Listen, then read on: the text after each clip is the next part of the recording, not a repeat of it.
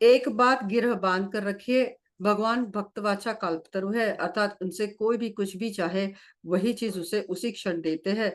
और आप यदि कोई ऐसी चीज़ माँग बैठे कि उसमें मिलने से आपकी हानि होगी, तो 2 बातों में एक बात करते हैं, या तो उसके मन से उस चीज़ की इच्छा मिटाकर उसके मन को ही शांत बना देते हैं, अथवा वह चीज़ देकर साथ ही उससे होने वाली हानि से बचने का उपाय भी कर देते हैं। अर्थात जिस चीज़ से उसकी हानि होगी, उसके लिए यदि वह जिद कर बैठा कि मैं हमें तो वह दे ही दे, बिल्कुल बालक की तरह अड़ गया, तो फिर भगवान तो सर्वसमर्थ है, वे चीज़ भी अवश्य दे देते हैं और उससे जो हानि हो सकती है, उससे बचने का उपाय भी कर देते हैं। यही बात सब चीज़ों के विषय में समझनी चाहिए। भगवान के लिए लाख, करोड़, अरब रुपया देना अथवा मोक्ष देना, दोनों एक समान है। न तो उनके लिए मोक्ष की कीमत है और ना ध्यान की। इसी प्रकार श्रद्धा चाहते ही वे श्रद्धा निश्चय करा ही देंगे।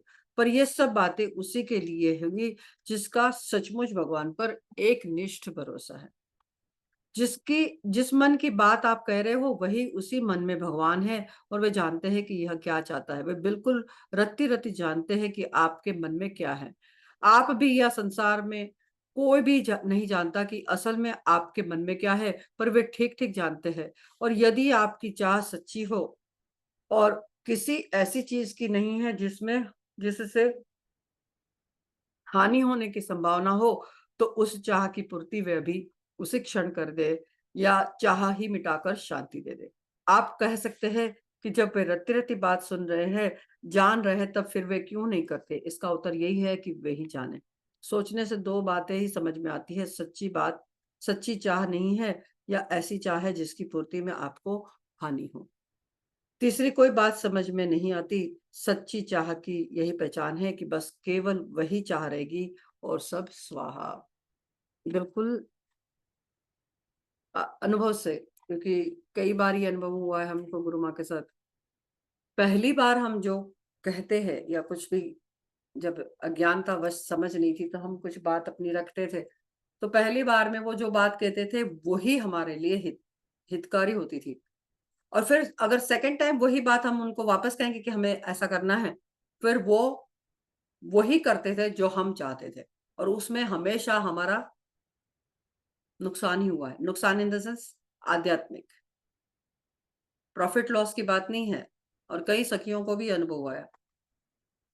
इस मुख से मीन्स शरीर से गुरुदेव ही बोलते हैं तो कई बार वो बोलते हैं कि नहीं ये मत करो। फिर वो करते थे और फिर वो उनके लिए हानिकारक साबित होता था। निश्चित जो कुछ भी हो रहा है हम अगर छोटा-सा बच्चा साँप को पकड़ने जाएगा तो माँ उनको तुरंत रोक देती है कि मत जाओ वो साँप है, उनको पता है कि वो उसमें ज़हर है वो काटेगा और मर जाएँगे। बिल्कुल उसी तरह भगवान भी हमारे साथ यही करते हैं। उनको पता है कि जो चीज़ हमारे लिए अच्छी नहीं है उसका एक सुंदर एग्ज़ाम्पल है, कई बार हमने लोगों को शिकायत करते देखा है कि पैसा हमारी आर्थिक स्थिति इतनी नहीं है, ये है, वो है। मैं बताऊँ आपको, एक समय था उनकी आर्थिक स्थिति नहीं थी और फिर जब आर्थिक स्थिति अच्छी हो गई, बच्चे उनके गलत रास्ते पे चले गए। इसलिए जो वो कर रहे हैं, वो सही कर रहे हैं, वो हमारे कल्याण के लिए है, कभी कोई चीज़ की माँग नहीं करनी। जब कामनाओं का अंत स्वाहा कर देते हैं कामनाओं को, उसी वक़्त हम वहाँ उस प्रेम राज्य में हमारा प्रवेश होता है। कोई कामना, सात्विक कामना भी नहीं हो जाए। यहाँ तक कि जो सत्संग सुनते हैं गुरुदेव से और गुरुजनों से, तो वो यही कहते हैं कि सात्विक कामना मीन्स यहाँ तक कि उनके दर्शन की भी कामना नहीं होती। बस केवल और केवल हमारा लक्ष्य हमारा नाम जप और चिंतन हमारा सही होना चाहिए। फिर धीरे, धीरे, धीरे इतनी सुंदर स्थिति बोलते लोग शराब पीते हैं उनको नशा चढ़ता है। हम तो बोलते हैं हमारा नशा तो कैसा कल से उतर ही नहीं रहा है देख। उसी मस्ती में सुबह से 1 बजे से जो शुरू हुआ था तो रात के 1 बजे तक। 2 ढाई बजे हम घर आए शायद। मस्ती में सारे झूम रहे थे, किसी को होश नहीं था, सारे मेंटल। इतना नशा है अगना को अभी भी चढ़ा हुआ है मेरी तरह। ये चीज़ ही ऐसी है, मैं सच कहती हूँ, इतना नशा सारे झूम रहे थे, किसी को होश ही नहीं था, सब अपनी मस्ती में ही थे। और राधा नाम के समय तो सारे नाच-नाच कर गा रहे थे। इतना आनंद था। उस वक़्त तो उसका आनंद का बयान नहीं कर सकते और बिल्कुल ऐसे फ़ील हो रहा था कि ठाकुर जी, यशवी जी हमारे बीच में रास खेल रहे हैं, हमारे साथ रास खेल रहे हैं। बहुत सुंदर, बहुत इनके घर में भी बहुत सुंदर ऊर्जा शक्ति। इससे पता चलता है कि घर में सत्संग का प्रभाव, उसका उसके वो परमाणु तुरंत पता चल जाता है, तुरंत पता चलता है कि घर में कितनी आपस में परिवार की भी बॉन्डिंग। मैंने बताया भी कल सत्संग में, आप लोग तो शायद नहीं थे, बहुत सारे लोग, लेकिन आपस में अध्यात्म से जुड़े हैं पूरा परिवार। कविता की ननंद लगती है अंगना, और दक्षा भाभी के भाई के साथ उनकी शादी हुई। तो सारा परिवार जो है पूरा सत्संग से जुड़ा होने से मैं देख रही थी, कितनी एनर्जी ब्यूटीफुल थी। देखो ये भी तो हमारी तरह परिवार ही तो है ना। और हमारे नोक-झोंक चिक, चिक, चिक, चिक, चिक, चिक, चिक, चिक खत्म ही नहीं होती है। और वहाँ आपस में मैं देख रही थी सारे मिल-जुल कर। यहाँ पे अमेरिका की ये सिस्टम सच में बहुत ही हमें पसंद है, क्योंकि जब हम जाते हैं ऐसे कंपैरिज़न तो नहीं करते हैं, लेकिन सहज में वो ऑब्ज़र्वेशन हो जाती है। कंपैरिज़न नहीं बोल रही हूँ मैं, ऑब्ज़र्वेशन। देखिए यहाँ पर एक तो सब बिज़ी बहुत होते हैं ज़्यादा, और इतना वो नहीं होता है सोशल गैदरिंग्स और सब, तो उसके कारण आपस में सबका प्यार, अंडरस्टैंडिंग बहुत होती है, तो उसके कारण सब सहज हो जाता है। तो देखते सारा मिल-जुल कर सब कर रहे थे। इतनी सुंदर पूरे परिवार ने मिलके इतनी सुंदर कुंज सजाई थी, और पूरा निकुंज का पूरा भाव, पूरा इतने भाव में थे, पूरा परिवार इतना भाव में था, इतने सुंदर तरीके से किया था, बहुत ही ज़्यादा। तो उनके व्यवहार से, उनकी घर की एनर्जी से, उनके आपस में परिवार की जो ट्यूनिंग थी, उससे पता चल रहा है, क्योंकि पूरा परिवार सत्संग से जुड़ा है ना, सब आते हैं। सब लोग आते हैं उनके, मीन्स पूरे परिवार के जितने भी मेंबर्स हैं वो सारे सत्संग में आते हैं। तो उसके कारण एक अलग एनर्जी लेवल होता है, क्योंकि सबकी आपस में अंडरस्टैंडिंग। और जब हम जाते हैं जगह-जगह तो उस वक़्त एक्चुअल में ऑब्जर्वेशन ये होती है कि ये सत्संग को पचा रहे हैं। ये सबसे बड़ी बात है। और व्यवहार में तुरंत पता चलता है कि कितना सत्संग पचाया हुआ है। तो ये पकड़ नहीं आएगी तब तक कुछ नहीं होएगा काम। कुछ भी नहीं, कितने भी हाथ-पैर मार लो, समय लगेगा। इसलिए जब हमारे एकदम से सत्संग हमारे व्यवहार में आने लगेगा, तो उसका जो वायुमंडल, जो एनर्जी, जो ऊर्जा शक्ति है, वो कंप्लीटली डिफरेंट होगी। और उससे एक positive energy around the house. ये बहुत इम्पोर्टेंट है। इसके बारे में हम कितनी चर्चा करते हैं, लेकिन फिर भी राग, द्वेष, कलेश, निंदा, स्तुति, ये सब बहुत हमारे भजन का बहुत नुकसान होता है। आपको नहीं, पता नहीं, कुछ बातें समझ नहीं आती है, लेकिन बहुत ज़्यादा नुकसान होता है हमारा भजन में। हमारे विचारों से वो वायुमंडल और वो ऊर्जा शक्ति उत्पन्न होती है। हमारे विचार कैसे, कितनी फॉरगिवनेस है। अध्यात्म यही है। Spirituality is all about how we live our life. ये है एक्चुअल स्पिरिचुअलिटी, कि हमारे अंदर कितनी फॉरगिवनेस है, हमारे विचारों में कितनी दया है, कितना समर्पण है। ये सब बातों से, इससे ये है आध्यात्म से जुड़ी हुई बात। नाम जप, ये साधना तो एक अंग है, एक अंग है। नाम जप करना, तीर्थ में जाना, संत सेवा करना, ये सब एक अंग है। लेकिन एक्चुअल तो बात तब बनेगी जब ये भक्ति हमारे व्यवहार में आएगी। बस, सिंपल सी बात। तो बहुत-बहुत बधाई अंगना और विपुल को, बहुत सुंदर फंक्शन हुआ कल, बहुत ही आनंद आया। हमको तो बड़ा आनंद आया, बहुत ज़्यादा आनंद आया। तीसरी कोई बात समझ में नहीं आती, सच्ची चाह की यही पहचान है कि बस केवल वही चाह रहेगी और सब स्वाहा। संत भगवान के प्रतिनिधि है। बिल्कुल, मीन्स जो-जो बातें गुरुदेव ने बोली हुई है, वो कल 100% ऐसे, मीन्स जब से हम वापस आए हैं, आई शुड से, जितने भी घरों में every weekend we are going, हर जगह कहीं न कहीं नए-नए ग्रुप्स में हम जाते हैं। सिर्फ संकीर्तन की महिमा, कि 15 मिनट का ये संकीर्तन सब करे, बस यही। उसका वो है कि सब संकीर्तन से जुड़े, 15 मिनट का संकीर्तन करें। तो जब से हम आए तब से उसी में हम बिज़ी हैं। एक भी वीकेंड खाली नहीं गया। और कल जब जब हम निकल रहे थे तो गुरुजी ने बोला कि सब कुछ मैं करूँगा अमेरिका में, सारा सेवा कार्य। और कल उसका नज़ारा मीन्स जब से हम आए हैं तब से हम देख रहे हैं कि पूरा वो एनर्जी, तो पूरी वो दिख रहा था कि वही कर रहे हैं। जो-जो बातें उन्होंने बोली बिल्कुल वही पिक्चर था बस, ये वही कर रहे हैं। देवताओं के विषय में तो आप यह समझेंगे कि वो जैसे मजिस्ट्रेट है, कलेक्टर है, कमिश्नर है, वैसे ही वह है। मजिस्ट्रेट आदि का अधिकार बंधा हुआ है। इतना-इतना काम वे कर सकते हैं, उससे अधिक नहीं। उस अधिकार के अंदर किसी के लिए वो जो चाहे कर सकते हैं, पर अधिकार के बाहर मजाल नहीं है कि वे कलेक्टर, कमिश्नर किसी को कुछ दे सके या किसी का कुछ बिगाड़ कर सके। वैसे ही देवताओं की शक्ति सीमित, बंधी हुई है, अर्थात उनके अंदर यह शक्ति भगवान की ओर से दी हुई है कि तुम लोग इतना-इतना काम कर सकते हो। देवताओं के जैसे उनके उसमें ही है विसिनिटी में कि आप ये डिपार्टमेंट, एक तरह से डिपार्टमेंट ही है। जैसे बड़ी कंपनी में डिपार्टमेंट होता है, वैसे-वैसे डिपार्टमेंट होते हैं, तो आपको ये शक्तियाँ दी है, ये डिपार्टमेंट आपका, ऐसे। बिल्कुल ऐसा ही है। जैसे इंद्र, अग्नि, वरुण सब देवता हैं। मान लीजिए कि इनका यज्ञ कोई करता है, यदि यज्ञ ठीक-ठीक विधि-विधान से पूरा हुआ, तो इनकी जितनी शक्ति है, उसके अनुसार उस यज्ञ का पूरा-पूरा फल दे देंगे। पर सभी चीज़ वे नहीं दे सकते। संत महापुरुष तो भगवान के प्रतिनिधि हैं। इतनी सुंदर बात है यहाँ पे देखो, कि जो संत है, वो भगवान के प्रतिनिधि है और बादशाह के प्रतिनिधि को यह पूरा-पूरा अधिकार रहता है कि वो राज्य में जो चाहे, वही कर सकता है। पर हमने अपने पर्सनल लाइफ से ये अनुभव किया है, और भक्तमाल जो गुरुजी कथा सुनाते थे, उसमें भी माधवदास बाबा की कथा एक बहुत हमारे हृदय को स्पर्श कर गई। कि और ये हमने पर्सनली अपने जीवन में भी अनुभव किया है कि संतों के पास एक वीटो पावर होती है। They have that ability and power to change our destiny.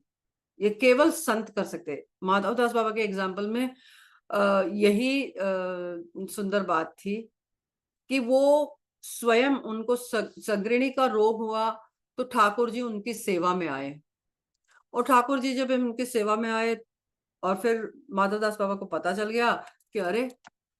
Thakur ji मेरे वस्त्र, मैले वस्त्र धो रहे हैं, मेरी लैट्रिन धो रहे हैं, तो उनको बड़ा फ़ील हुआ।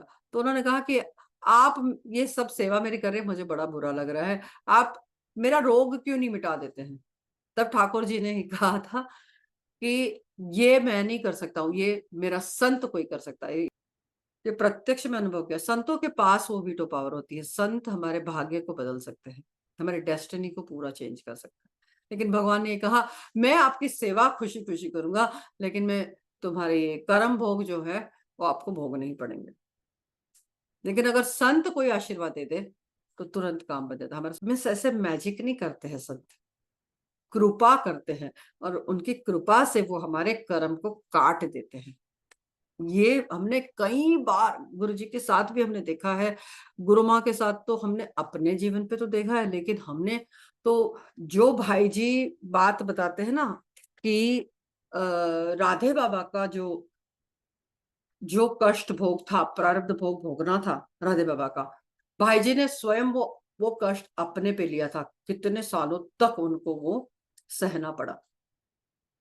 और फिर ठाकुर जी ने हम राधे बाबा को बताया था कि ऐसे-ऐसे ये आपका कर्म भोग भाई जी भोग रहे हैं। ऐसे हमने गुरु माँ को पूरे 21 साल में हर चौथे दिन कुछ न कुछ होता था, और किसी का कर्म उनके साथ जो बाबा जी रहते थे, उनको हमने प्रत्यक्ष में कई बार देखा है, कई बार। गुरु जी को भी हमने देखा है। वो तुरंत अपने पे ले लेते हैं, क्योंकि वो जो कर्म गुरुमाँ हमेशा बताते थे कि 10 साल, 15 साल, 20 साल, 25 साल जो उनको भोगना होता था, बोलते बाबा जी 1-2 दिन, 4 दिन डिपेंड्स ऑन कितना भारी भरकम पाप कर्म जो है, उसके हिसाब से उसका बैलेंस जो भी हो, उनका अंतर जगत की बातें तो संत संत ही जाने। तो वो कई बार चंद घंटों के लिए उनको भोगना पड़ता था और वो वहाँ से उनको वो भोग लेते थे और वो पर्सन बिल्कुल ठीक है। एकदम प्रत्यक्ष आँखों से देखा, अपने साथ तो देखा ही देखा, अपने साथ भी हुआ जीवन में, लेकिन दूसरे लोगों को जहाँ हम देखते थे, तो वहाँ भी हमने देखा। ये प्रत्यक्ष में हमने देखा है। तो ठाकुर जी कहते हैं कि इसीलिए जो इतनी सुंदर चौपाई जिसका बार-बार गुरुजी ज़िक्र करते हैं, मोते अधिक संत कर लेखा। फिर भगवान कहते हैं, भगवान राम जी स्वयं रामायण में कहते हैं कि मेरे से भी अधिक ज़्यादा मेरे संतों को मानो। मोते अधिक संत कर लेखा। तो मान लीजिए इनका यज्ञ कोई करता है, जैसे देवताओं का इंद्र, अग्नि, वरुण, ये सब देवता है, उनका यज्ञ तो ठीक-ठीक विधि-विधान से पूरा हुआ, तो इनकी जितनी शक्ति है, उसके अनुसार उस यज्ञ का पूरा-पूरा फल दे देंगे। पर सभी चीज़ वे नहीं दे सकते। संत महापुरुष तो भगवान के प्रतिनिधि है।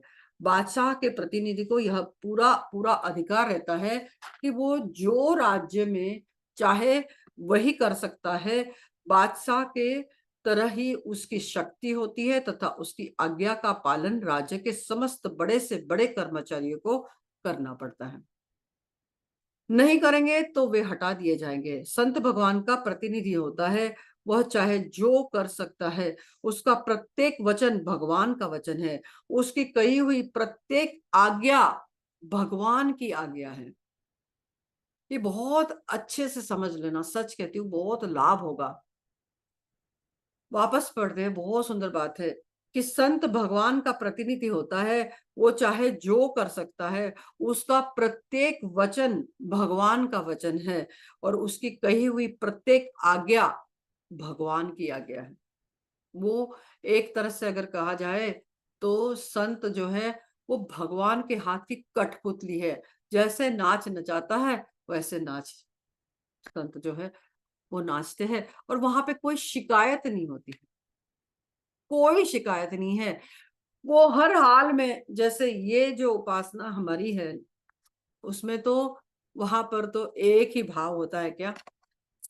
प्रिया जी आप खुश रखो। मैं सच कह रही हूँ मीन्स ऐसे लोग ना कई लोग मज़ाक भी उड़ाते हैं। ये चौसर जो है ना, ये अंतरंग ये अंतरंग लीला का है चौसर।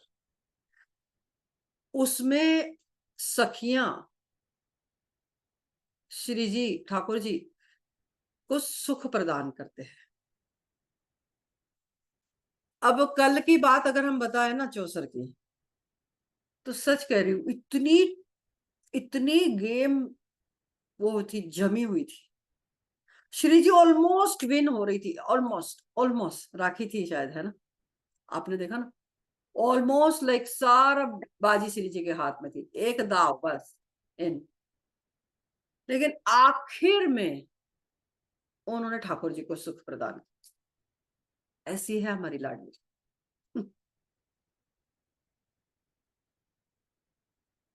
आखिर में एक दाव में ही एक चंद उसके लिए जैसे पता है ना एक धागे के उस पे श्री जी बोला चलो ले जाओ, तुम ले जाओ। ये हमारी श्री जी का स्वभाव है। वो ठाकुर जी को सुख प्रदान और ये दोनों आपस में ऐसे हैं, एक दूसरे को सुख प्रदान करते हैं और सखियां उनका सुख देखती हैं। तो यहाँ सखियों के अगर हम अपने आप को क्योंकि निम्बार्क संप्रदाय में तो सबसे पहले यही हमारी साधना है कि प्रातः समय उठ के धार सखी को भाव। तो हम तो सखी का ही भाव धारण करते हैं कि मैं प्यारी जी की, राधा रानी की और ठाकुर जी की सखी हूँ। अगर हम ये भाव धारण करते हैं तो सबसे पहले तो हमारा तत्सुख सुखिया भाव है। यहाँ पर हम ठाकुर जी और श्री जी को सुख प्रदान करते हैं। तो हम तो हर वक़्त उनके ही सुख के बारे में सोचते हैं, बात नहीं। ये बहुत इसमें जो भाई जी की जो सारी लीला है ना राधा बाबा की, उसमें चौसर लीला का भी पूरा एक लीला का आता है उसमें। इवन श्री महावाणी जी में भी आता है चौसर लीला का। तो ये गुप्त रस, ये अंतरंग सखियों का रस है। तो और भाव की ही वहाँ वैल्यू है। वहाँ तो भाव की ही काउंटिंग होती है। दुर्योधन के 56 भोग प्रभु जी ने नहीं आरेगे थे, है ना? लेकिन विदुर जी के घर में विद्रानी जी के छिलके भी खा के आ गए।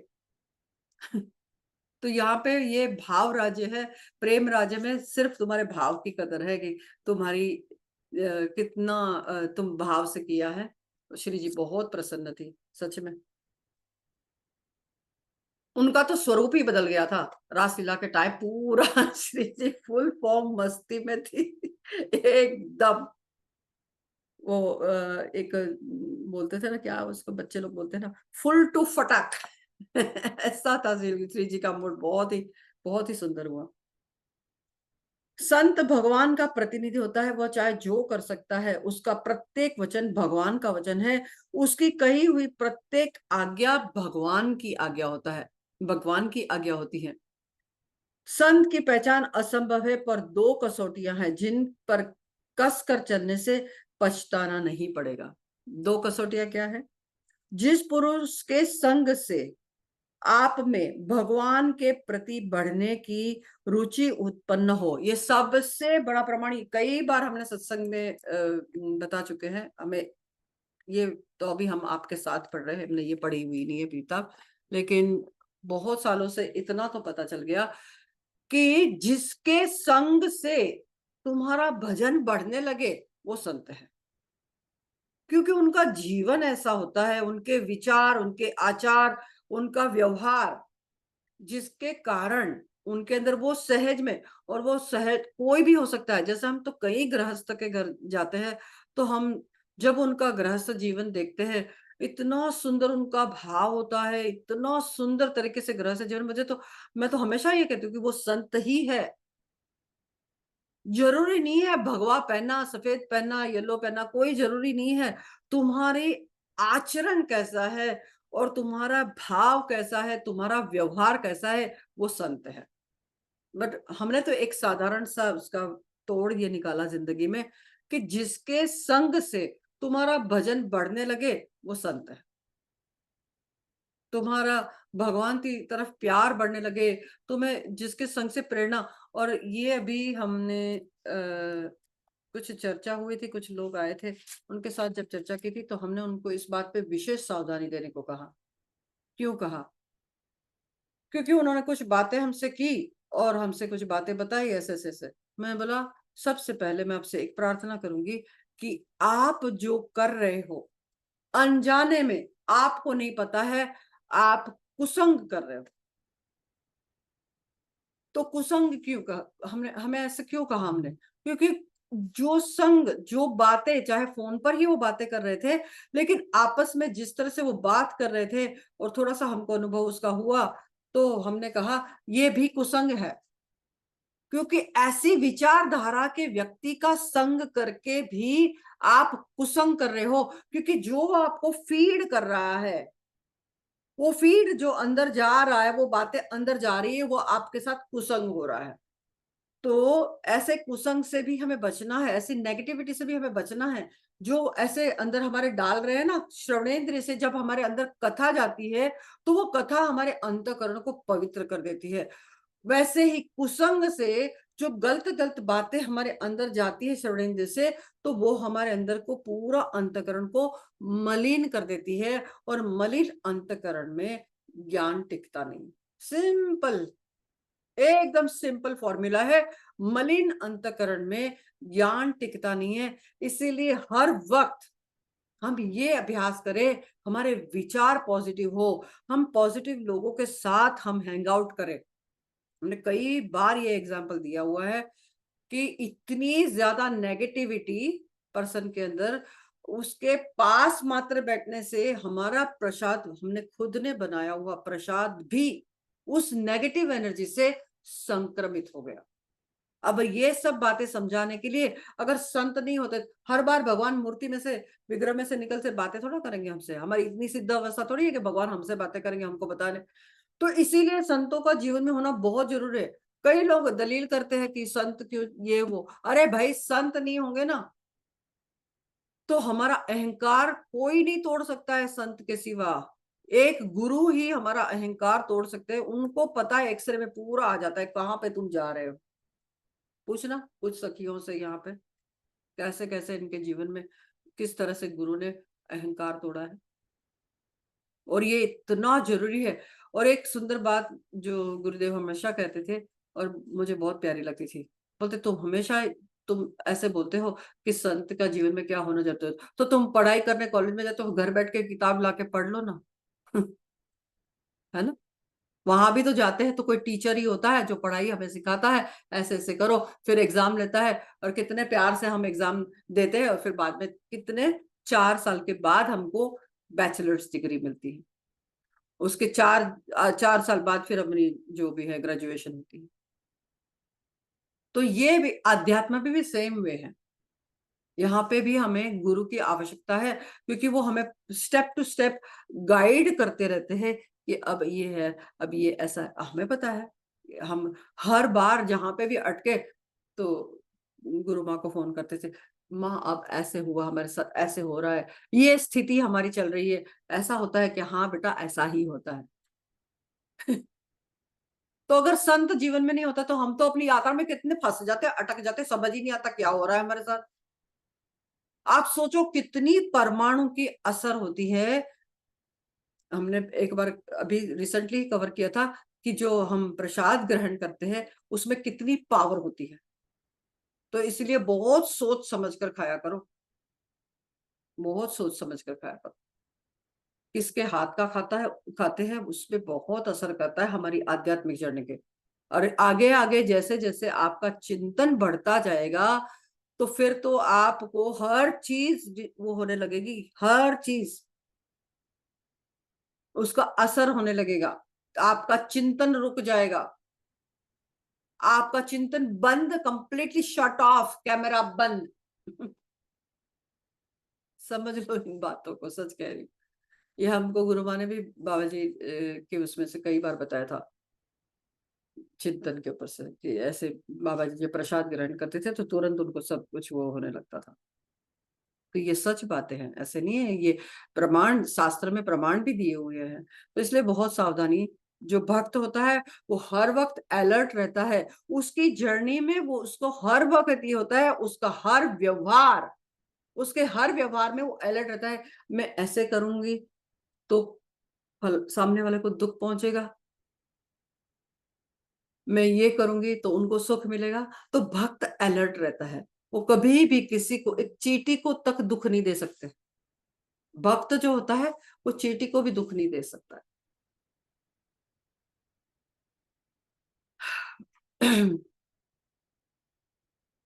ये बहुत बड़ा थर्मामीटर है, आप देख लेना।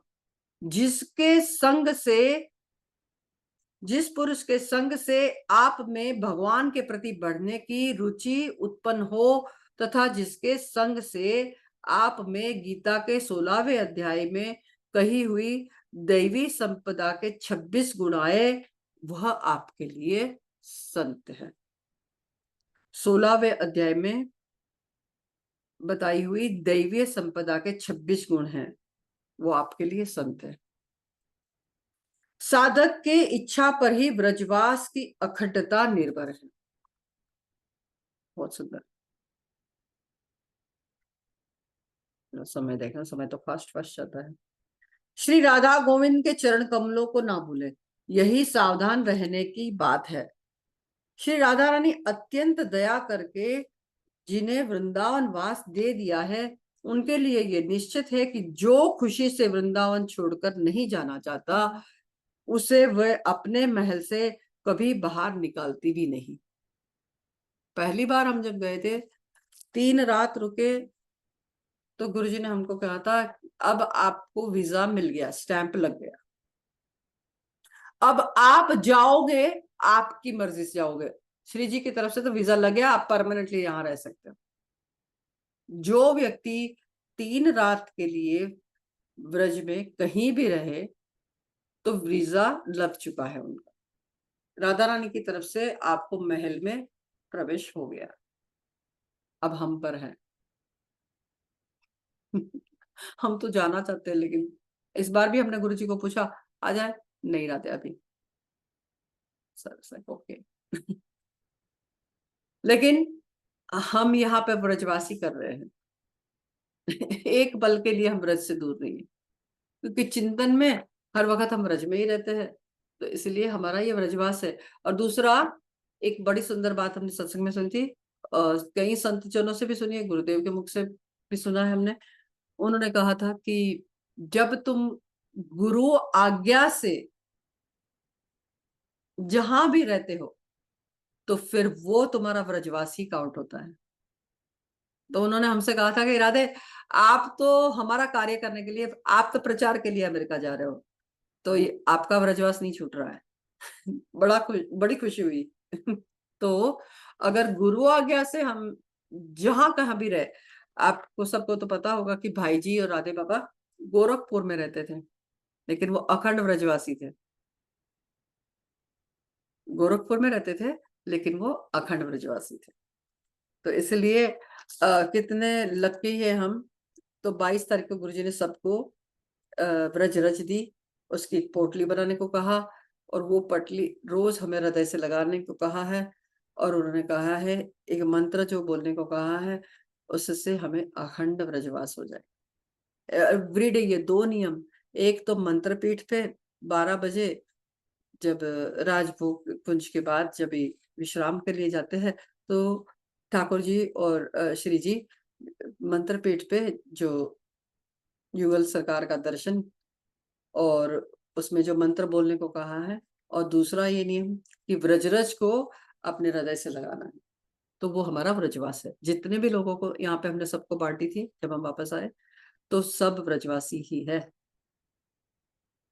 और जो वृंदावन का अष्टयाम का चिंतन जो हमने आपको सिखाया था, वो जो जो चिंतन वो करता है, तो हम सब व्रजवासी हैं।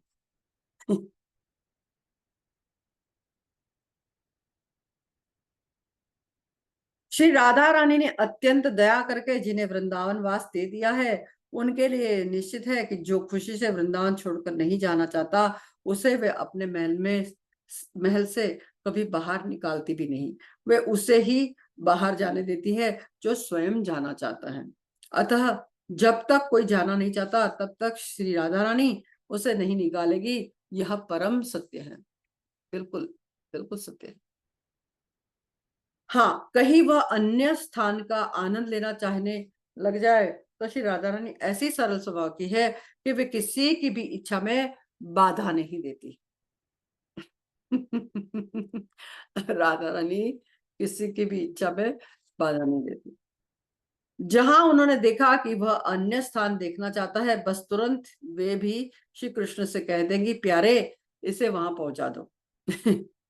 साधक की इच्छा पर ही ब्रजवास की अखंडता निर्भर है।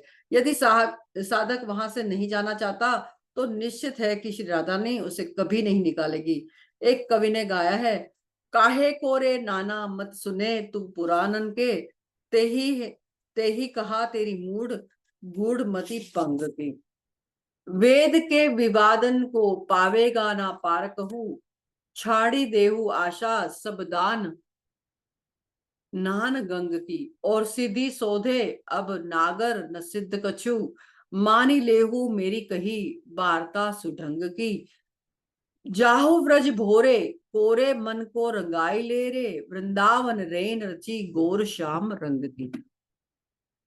जिन्होंने व्रजवास अपना लिया है, उन्हें चाहिए कि व्रजवास का आनंद लेते हुए जीवन के शेष दिन बिता दे, तथा श्री राधा रानी की कृपा के भरोसे निश्चिंत रहे। मन में निश्चय कर ले कि अंत समय तो श्री भानु किशोरी श्री कृष्णचंद्र के साथ मुझे लेने अवश्य पधारेगी। ऐसा बिल्कुल होता है। हमने प्रत्यक्ष में 1-2 सखियों का देखा, प्रत्यक्ष में देखा, और पूरा वो अष्टयाम चिंतन करते थे। एक सखी बड़ी प्यारी, छोटी सी आयु, बहुत छोटी थी, 22 साल की शायद, अभी 1-1.5 साल पहले की बात थी। हमारी 2 सखियां यहाँ से भी हमारे साथ थी, अंतिम श्वास ले रहे थे और अष्टयाम का पूरा चिंतन करते थे, पूरा पूरा। और इतना प्यार वो हमसे करती थी, हमसे कभी मिले भी नहीं थे, सिर्फ टीवी पे से और जूम पे से।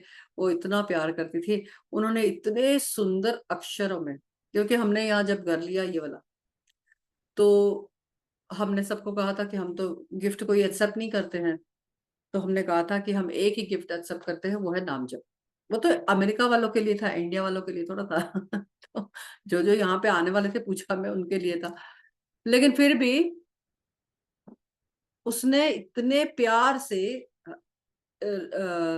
एक तो महामंत्र लिखा हुआ था और इतनी प्यारी हैंडराइटिंग, और दूसरा उन्होंने राधा नाम लिख के 4 किताबें। जब हम पहली बार उनसे मिले तो उन्होंने कहा माता हमने आपके लिए ये गिफ्ट, अरे बेटा वो तो अमेरिका है नहीं, बट फिर भी हम आपको देना चाहते हैं। इतनी सुंदर और इतनी सुंदर मन की स्थिति, यही है अध्यात्म की। और मैंने देखा जैसे यंग एज होती है तो grasping power is much stronger, they adapt much faster. तो हमने देखा कि इतना सुंदर तरीके से, और बहुत कम समय से वो हमको जानती थी, लेकिन हम जब गए उनके गांव में तो एवरीडे ऐसी स्थिति में भी बहुत ज्यादा बीमार थे, फिर भी हर रोज मिलने आते थे और हमको ये कहते थे माता हम आपकी सेवा, मतलब मेरी तो कोई सेवा करनी नहीं होती, लेकिन फिर भी अगर आपको खुशी मिलती है तो आप जरूर। मैं बोला हम उसको, उसके आखिरी समय में हम उसको क्या दे सकते थे, तो उसको अगर खुशी मिल रही है कि जो भी हमारे पास रहने से उनको खुशी मिल रही है, तो मैंने बोला ठीक है बेटा। तो वो हर रोज हमारे साथ रहती थी। और फिर हमने देखा कि अष्टयाम का पूरा फिर गुरुजी से प्रार्थना करके उनको निकुंज दीक्षा भी उनकी हो गई थी। और फिर बाद में उनका अंत समय कितना सुंदर, कितना सुंदर। हम संध्या आरती कर रहे थे, उनकी भाभी का फोन आया और उस वक्त उन्होंने कहा कि अब इसकी हालत बहुत क्रिटिकल है, और हमें नहीं पता था कि ये आखिरी सांसें है उसकी। तो मैं बोला चलो कोई बात नहीं भाभी, हम संध्या का हमारा समय है, चलो थोड़ी धून करते हैं हम। और राधा नाम धून कर रहे थे, संध्या आरती चल रही थी, इतना सुंदर तरीके से, इतनी प्यार से, ऐसे बिल्कुल लग रहा था कि ठाकुर जी उसी जी लेने आए होंगे। और उसका शरीर छूटा राधा नाम सुनते सुनते। और संध्या आरती भी की। और एक्चुअली तो क्या हुआ, संध्या आरती और सब चल रहा था, फिर बाद में शयन आरती के समय, शयन आरती चल रही थी, राधा धुन किया हमने, और फिर शयन आरती के समय उसके शरीर छोड़ा उसने। बिल्कुल, बिल्कुल। जो जो एक बार उनकी शरण में चले जाते हैं तो सारी जिम्मेवारी उनकी बन जाती है। हमारे अंदर जितने भी अवगुण हैं, चिंता मत करो भाई, उनके हो गए हैं अब, जैसे भी है आपके हैं।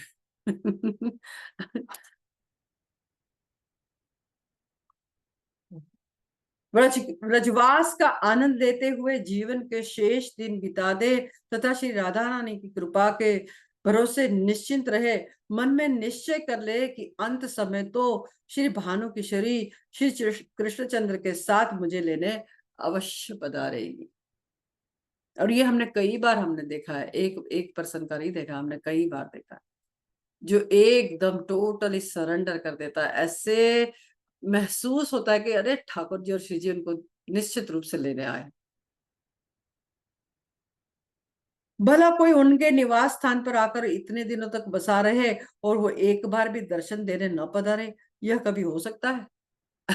जिसके महल में हम रह रहे हैं और वो हमसे ना मिले, ऐसा हो सकता है? ये तो हमारी नश्वर आंखें उनको देख नहीं पाती है, अंधे तो हम है।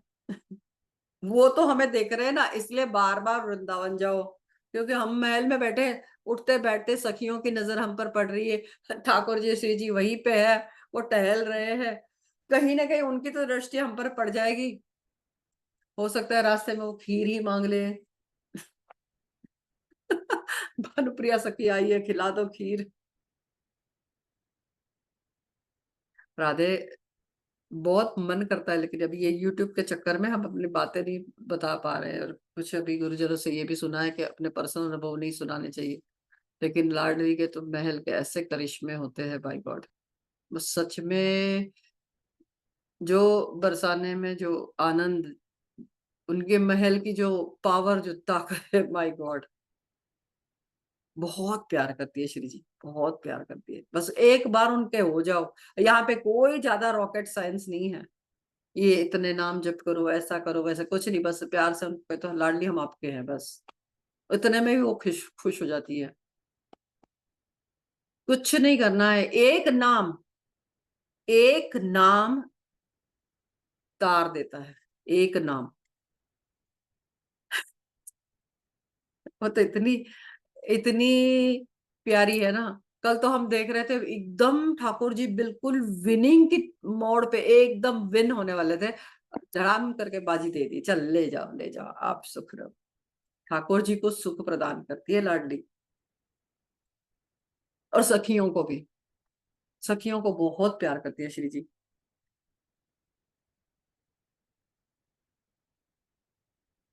भला कोई उनके निवास स्थान पर आकर इतने दिनों तक बसा रहे और एक बार भी दर्शन देने न पधारे, यह कभी हो सकता है? वे तो आएंगी ही, यह दृढ़ विश्वास करके परम उल्लास से ब्रजवास का सुख लूटे। सर्वथा सत्य सिद्धांत है, यदि हम लोग श्री भानु किशोरी की कृपा के बल पर ऐसी आशा लगाए रहेंगे तो कभी निराशा नहीं होंगी। वास्तव में श्री भानु किशोरी कितनी कोमल हृदया है, कैसी करुणामयी है, इसकी कल्पना ही अभी हम लोगों को नहीं हुई। यदि कल्पना हो गई होती तो हम लोग आनंद से पागल जैसे हो गए थे। जो हो, खूब मौज से ब्रज में बस रहना चाहिए, भले ही घर पर वज्रपात होता रहे, ब्रज छोड़कर टस से मस न हुआ जाए। बस निश्चिंत चित्त से श्री राधा रानी के धाम में निवास कीजिए। सदा याद रखे, भगवान और भगवान के धाम में किंचित भी अंतर नहीं है। नाम, रूप, लीला, धाम, चार, चार में से कोई भी कर लो, या तो धाम में वास कर लो, या तो रूप का चिंतन करो, नाम नाम जप करो, या तो फिर लीलाओं का चिंतन करो। इस चार में से किसी एक का भी आश्रय ले लो, चारों एक बराबर फल है। नाम, रूप, लीला और धाम, भगवान और भगवान के धाम में किंचित भी अंतर नहीं है। श्री धाम के संपर्क में आना सर्वथा श्री कृष्ण के संपर्क में आना है।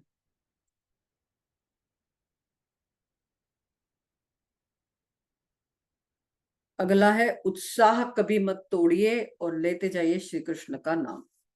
समय क्या हुआ? समय तो हो गया।